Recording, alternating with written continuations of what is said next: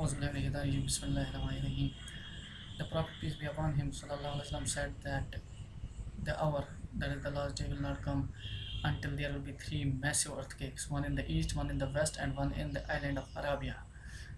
The eastern earthquake that is referred to is between, if we look at the geography of the world, then there are the Pacific plate and the Eurasian plate, and there are great chances of earthquakes between these two plates because there's a convergent boundary or destructive boundary between these two plates. The plates are moving towards each other. That's why there are high chances of collision, and earthquakes may occur, or the populations may be swallowed into the earth. That is what is referred to in this hadith, that there will be great events in which huge populations will be swallowed by the earth in these three areas, that is east, west, and the island of Arabia.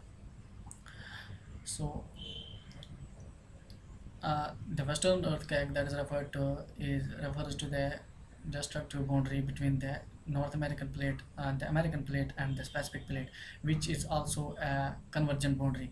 That is, the Pacific plate and the American plate are converging towards each other, and there are high chances of collision, and uh, there are high chances that a large segment of population will be swallowed by the earth in this area also.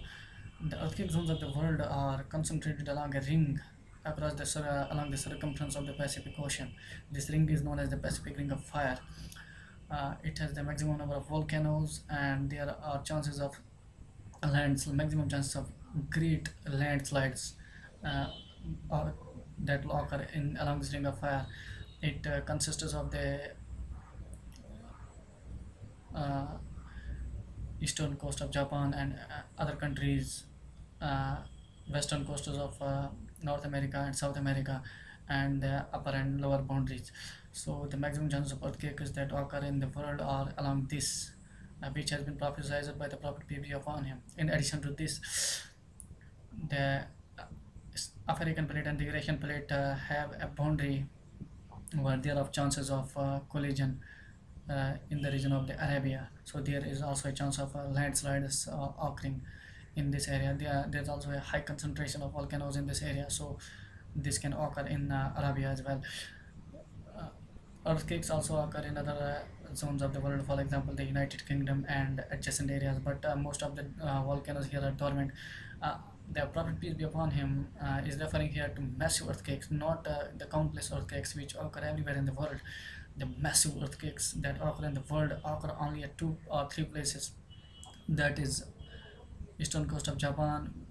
This is evidenced by the recent earthquakes that are happening in Japan, and with devastation, great devastation.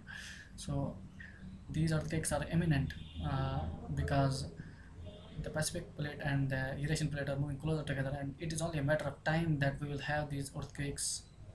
And the same will occur along the western boundary of the Americas, and the same will occur in the Arabian Peninsula because the American plate is moving away from the American plate and moving towards the Eurasian plate. So the chances of collision. One important point here is that in the Atlantic Ocean, the American plate and the African plate are not moving towards each other. They are moving away from each other. So that is why the Prophet, peace be upon him, never said that referred to this earthquake occurring in this area in Africa or like that. This is a plan by Allah subhanahu wa ta'ala, that He has kept the constant continental drift as a physical force which will run this world, and He knew that in the future the continental drift will result in massive earthquakes in the east and the west. That's why He informed the Prophet, peace be upon him, who informed us, and we find these things in the Quran and the Hadith, and this lets us know that the source of these scriptures is not human knowledge, which was very limited at the time of the Prophet, peace be upon him. So the world runs by physical forces, of course, and these physical forces are controlled by Allah subhanahu wa ta'ala, or the God. It will be illogical to assume that the world runs by physical forces, so there is no God. The problem is that physical forces are controlled by God, and God has the ability to alter the physical forces. So all the physical world that we have examined till now points out uh, to an intelligence, and that is what we call God. For example, the DNA, it cannot be attributed to any chance how the DNA came into existence.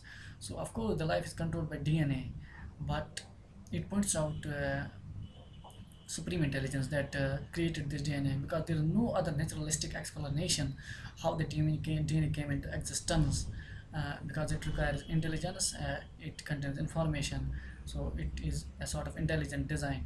So the atheists and other logical persons, they try to explain away things in terms of physical forces and then deny the existence of God. This is the thing is that physical forces, when we examine them, they prove the existence of God rather than disproving it. This is the case with universe. This is the case with biology. This is the case with embryology, etc. We will see you later, inshallah.